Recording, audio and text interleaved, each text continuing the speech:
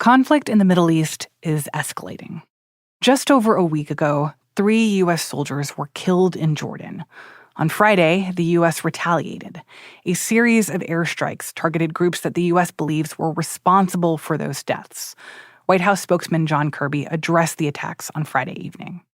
U.S. military forces struck more than 85 targets at 7 facilities utilized by Iran's Islamic Revolutionary Guard Corps and the militant groups that they sponsor. 3 of the facilities are in Iraq, 4 of them are in Syria. U.S. officials believe that the American soldiers in Jordan were killed by strikes from groups in Iraq and Syria that are backed by Iran and are aligned with Hamas. And if that sentence is confusing to you, you are not alone. It is really hard to understand how these conflicts all fit together. And I think what's important to remember is this has already escalated. We are in the escalation right now. Shane Harris is the intelligence and national security correspondent for The Post. And we called him to help us understand what led up to the U.S. decision to carry out these strikes and what the consequences could be. And I think they're significant as well because they followed the first fatalities of U.S. service personnel in the Middle East since the war between Israel and Hamas began in October. So what we're seeing here is an escalation of hostilities that U.S. officials have long been worried about. And the question is, what happens going forward? From the newsroom of The Washington Post, this is Post Reports. I'm Martine Powers. It's Monday, February 5th. Today, Shane is walking us through how the attacks on October 7th have led us to this moment. And we talk about the line that U.S. officials need to walk to avoid an all-out war in the Middle East. So, Shane, I think a lot of regular Americans are looking at the headlines these days and asking this question of how did we get here? And how is it that this Hamas attack on Israelis back on October 7th has somehow resulted in American service members being killed in Jordan and then us bombing Iraq and Syria? And what do these things have to do with each other? So can you walk me through the steps that led to where we are now, starting, I guess, with October 7th? Sure, absolutely. And it is confusing because these events can somehow seem sort of disconnected from one another, and the connections between them are often loose, but they are pretty significant. So October 7th, of course, Hamas launches this surprise attack out of Gaza and the south of Israel. And as we all remember, kills more than 1,200 people. They took more than 200 captives. Israel begins marshaling, of course, a military response to that, which takes the form of the campaign that's going on in Gaza now. At the same time, a number of different groups in the region who have different kinds of alliances with Iran also start making moves. So notably in Lebanon, where you have Hezbollah, which is this very, very heavily armed non-state group, began attacks across the border on Israel. It said in solidarity with Hamas fighters that were attacking from Gaza.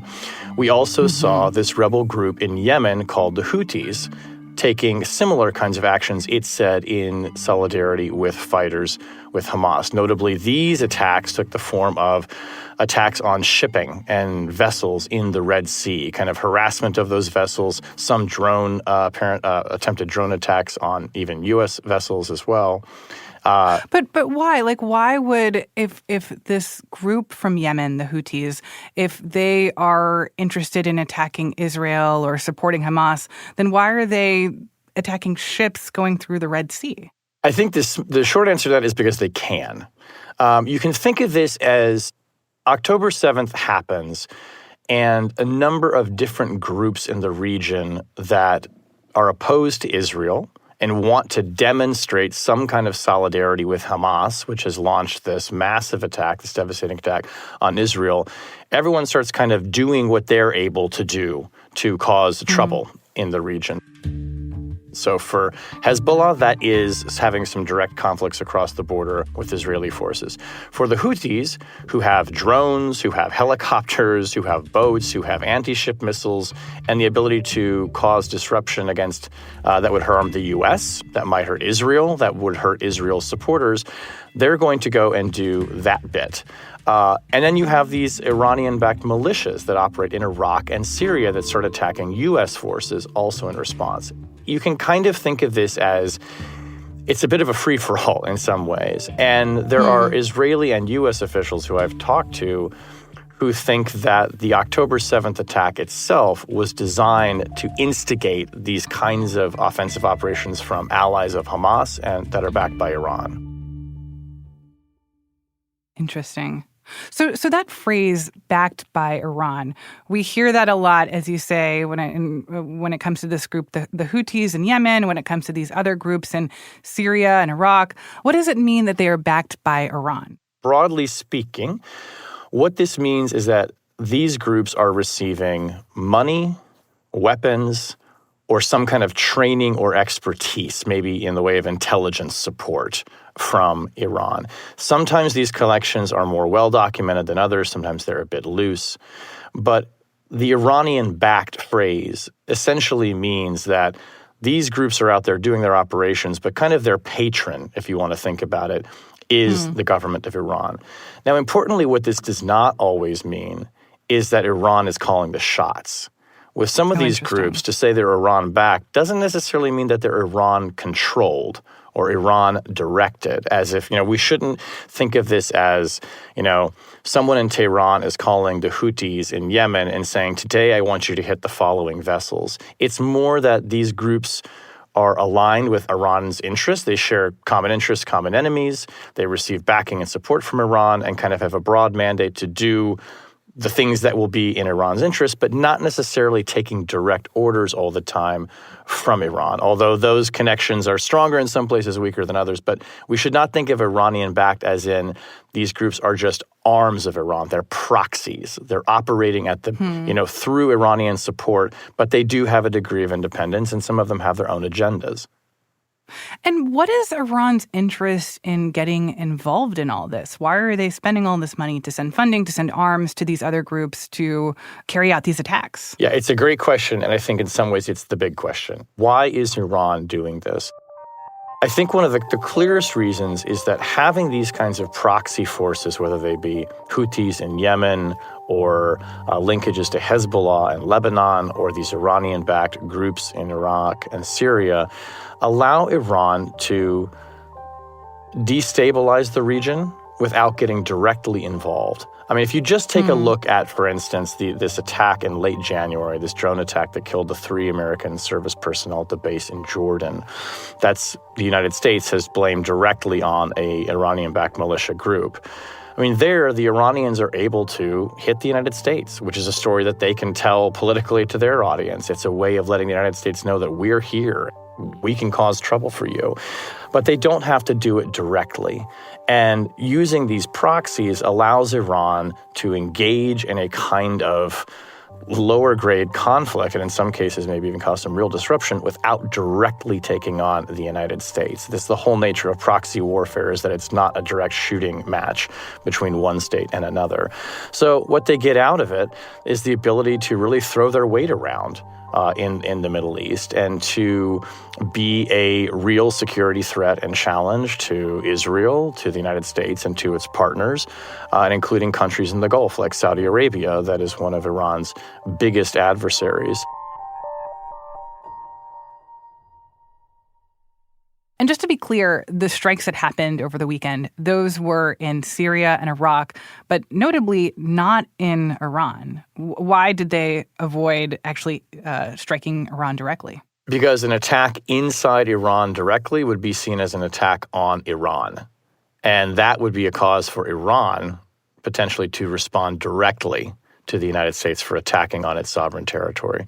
So you're absolutely right. These attacks were designed on proxy forces, that word again, but only in Iraq and Syria and not as an attack on the territory of Iran.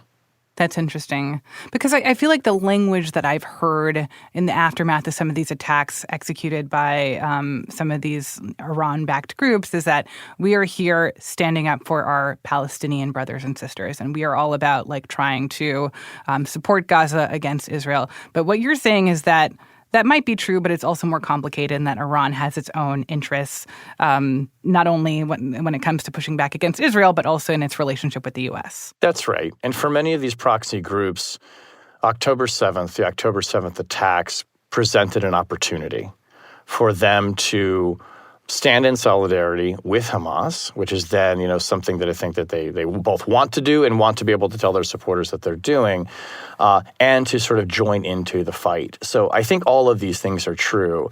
But these proxy groups, of course, were operating with Iranian support well before the October 7th attacks. Those attacks, though, have fundamentally, I think, both increased the volume of activity by the proxies and have really changed the strategic landscape because, as you said, they do see themselves as taking advantage of this moment to stand with Hamas. I think some analysts believe that Hamas leaders wish that these groups would be more forceful and we're hoping for maybe an all-out kind of conflict, like maybe Hezbollah would launch an attack from Lebanon on Israel and open a second front in the war.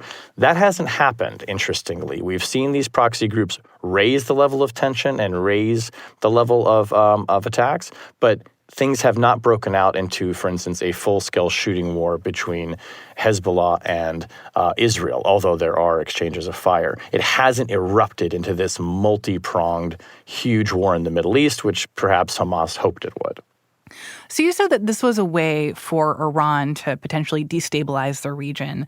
Why would they want to do that? What do they have to gain from that? Iran would like to be the dominant regional power in the Middle East, right, and in that part of the world. And to do that, they need to undermine the influence and the power of the United States and its allies. Notably, Saudi Arabia is one. Saudi Arabia is kind of Iran's mortal enemy in the region. So using these proxy forces that have the effect of, on the far end, actually killing U.S. personnel, and in the medium area, causing instability, tension, causing us to potentially be, tied up in that region as well. I mean, these are things that I think Iran sees as generally in its longer-term interest as part of this bigger struggle. I think you could argue that there's a lot of room for miscalculation in there as well, right? And you could see in Iran's response to that drone strike that killed 3 service personnel in Jordan that they understood that this thing could run away from them very quickly, that these proxies could get out of hand, that they could do something that went too far and then ignite a much bigger conflict, potentially even directly with the United States, which is not something that Iran wants. They want to kind of keep things at this maybe level of a simmer and not quite a boil, if that makes sense. After the break, we go back to the attack in Jordan that killed 3 U.S. soldiers and how that left President Biden with a very difficult decision. We'll be right back.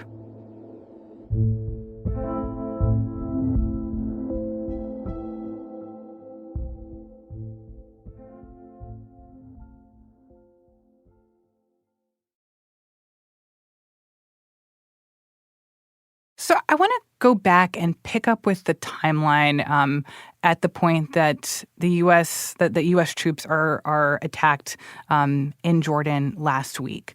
Obviously, that was a big moment for the U.S. because this is U.S. service members who are casualties now. But talk to me about the decision-making by the U.S. government after that and the factors that they were weighing in figuring out how to respond to this. Right. So the attack happens on January 28th at this outpost in Jordan, which is doing a support mission for U.S. forces that are actually in Syria trying to prevent a resurgence of the Islamic State or ISIS. So the Biden administration pretty immediately determines that this drone attack is launched by one of these Iranian-backed militias and that it came from Iraq. And President Biden pledged that he would respond to it. And this is also the same group, we should say, that has launched more than 150 attacks since the October 7th invasion on troops stationed around the Middle East. None of those had resulted in any fatalities. Now, 3 service member personnel have been killed. The United States is going to have to respond in a much bigger way than it has. So 2 days later, the president said that he had decided on a response to the attack, but he didn't say what it would be. And everyone is kind of left thinking, all right, this is going to be, obviously some pretty forceful attack on the Iranian-backed militia groups, maybe Iranian military facilities themselves. It's going to have to be something that is calibrated to say to the Iranians, you're going to now have to pay a price because you killed 3 of our people. This isn't about you sent some drones against a ship or against a base and we shot them down as we have before. Now you've killed people. We have to extract a price from this in order to also deter you from doing it in the future.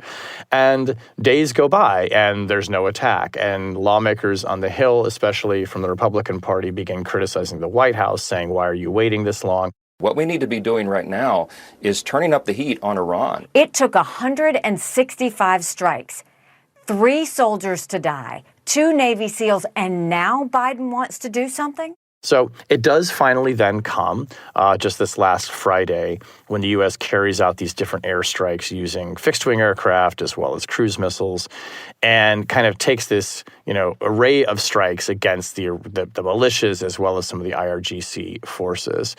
I think IRGC meaning? The IRGC is the Islamic Revolutionary Guard Corps.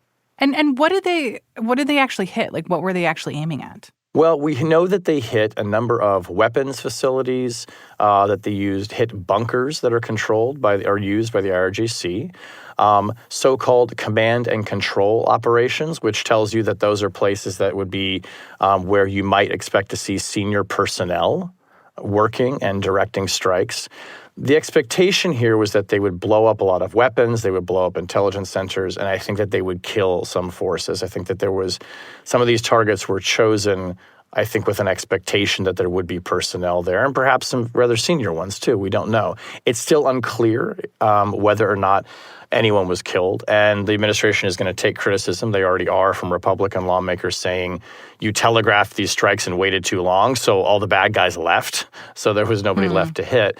But the important thing to remember here is that these strikes were targets that the U.S. had on a list. They knew that they could hit them, and they decided to do that. And what they're trying to do is both send a message to Iran and the proxies, but also to degrade those militias' abilities to launch further attacks, which is why you do things like blow up weapons facilities and weapons depots. It's why you hit bunkers.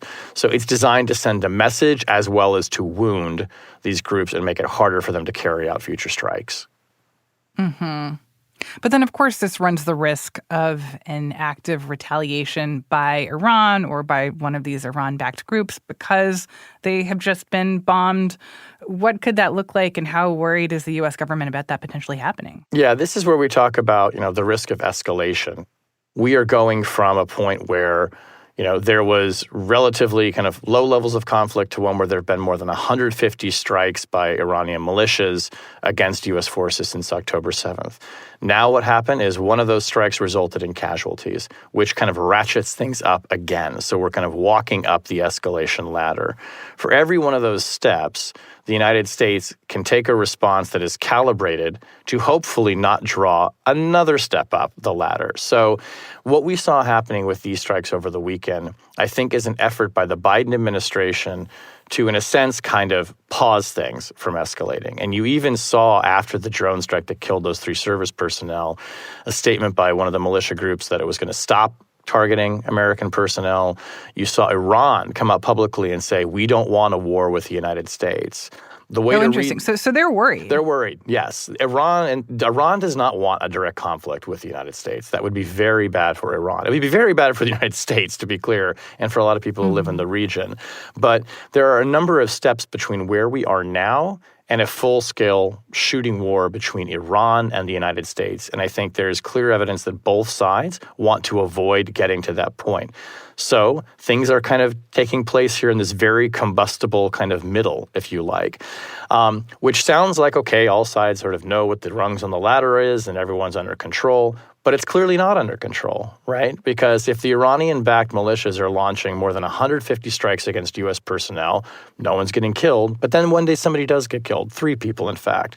This is how things get out of control. This is how things go from sort of 0 to 60 really quickly. Also, if you say that Iran isn't necessarily calling the shots here, yes, they're sending the money and the arms to some of these groups, but like, do they know that they can prevent these groups from carrying out another attack on U.S. troops that would escalate things in a way that maybe Iran doesn't even want? Yeah, I think you've just put your finger on it. Exactly. And I think this is exactly what the White House is thinking right now, that it knows that Iran does exercise some level of influence over these groups. And you even heard in the public statement by these Iranian-backed militia groups that are the one that's being held responsible for the drone attack that killed the 3 personnel, you could get the sense from it that they were getting pressure from Iran to say we're not going to do these attacks on the U.S. anymore. So yes, Iran does have a level of influence here.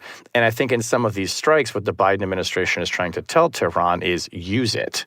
You know, call these people off, back them down. We know you can. We want you to do more. This is kind of the way, because we don't have diplomatic relations with Iran, this is how we send these signals. So these strikes, while they look very dramatic, and I think they're significant, are also designed to try and kind of like put a stopper in the bottle, if you like. So I know that this week, Secretary of State Antony Blinken is going to be in the Middle East. Can you talk a little bit about why he's there now and what he's trying to achieve in terms of de-escalating some of this? Yeah, Secretary Blinken has been over a number of times in recent months since the October 7th attacks, trying to do a number of things. One, to try and quell the situation and to keep things from escalating. But at the root of that really is trying to find some kind of solution to end the war between Israel and Hamas that has been raging since October. He has been very publicly pushing for other countries to become involved in the rebuilding of Gaza, for a 2-state solution with Israel and the Palestinians. Things that, if you talk to Israelis on the ground, sound kind of pie in the sky and way off in the distance as they're fighting this war. But the secretary is over there trying to come up with some kind of diplomatic solution that brings an end to the fighting, at least for a period of time in Israel and Hamas, where hostages might be released and perhaps there could be kind of a cooling down. His job becomes much harder as things become more volatile as they are now, where now you've got the proxy groups and us firing back at them. We're bombing Houthis. We're bombing Iranian-backed militias. We're hitting IRGC targets. All of this makes his job harder and at the same time more urgent, because in the midst of all of this conflict is the potential for miscalculation by one side or another that could escalate things even further in a much more severe and damaging way. And the 2-state solution, this is something that the United States has pushed for a long, long time, arguably for decades. The idea being here that you would create 2 nations. One would be Israel, and the other would be a nation, within what is now the borders of Israel that would be for the Palestinians. And that it would be them independently having a country, the Palestinians, and no longer the kind of the present situation where you have Gaza kind of cleaved off and you have Israel occupying parts of the West Bank. So the long hoped for 2-state solution is back on the table, at least as far as U.S. diplomats go. I think practically speaking, there is very little potential for that. I think you'd be looking at something that was pretty far off in the distance, because Israel simply will not make an agreement that looks like they were threatened and harmed and then gave their enemies something that they wanted. So it sounds like part of Blinken's thinking is if you can try to at least put a pause on the conflict that is at the root of all this, you can at least take some of the pressure off all of these other proxy conflicts and potentially prevent things from spinning out of control.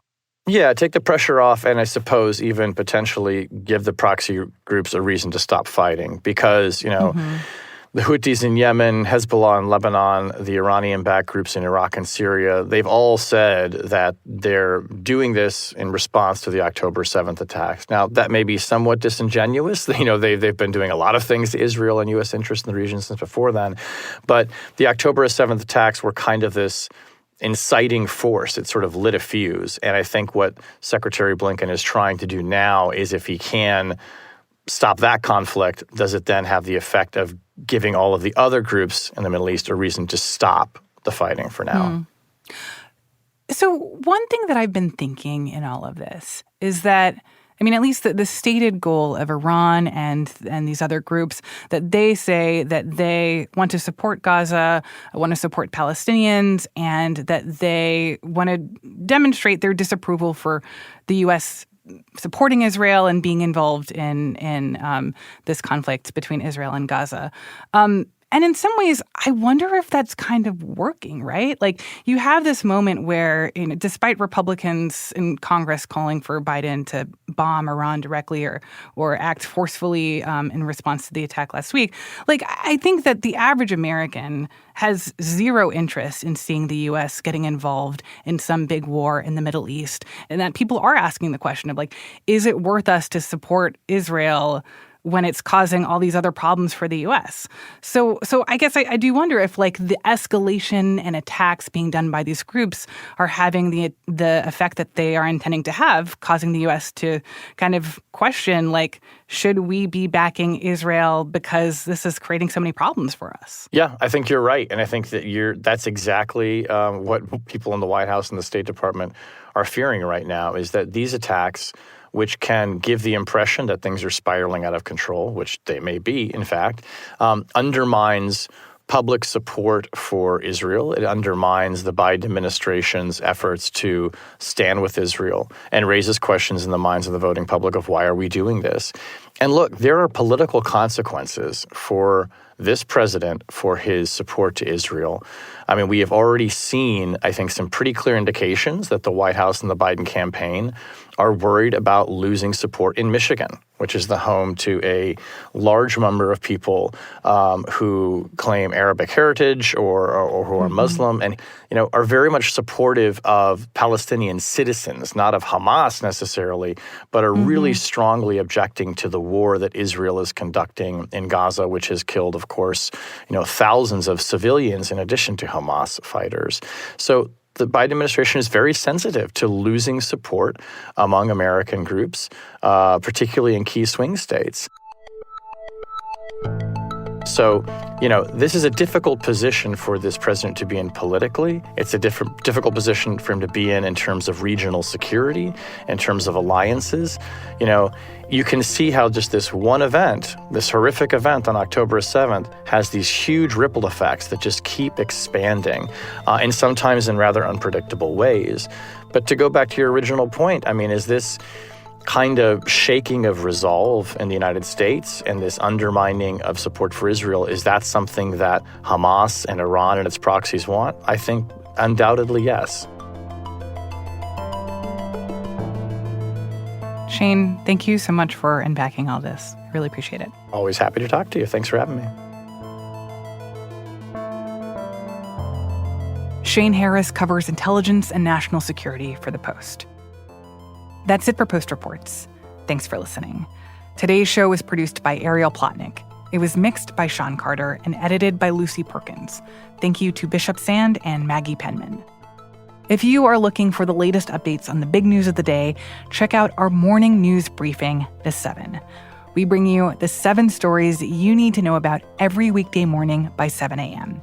You can listen to it wherever you listen to podcasts. I'm Martine Powers. We'll be back tomorrow with more stories from The Washington Post.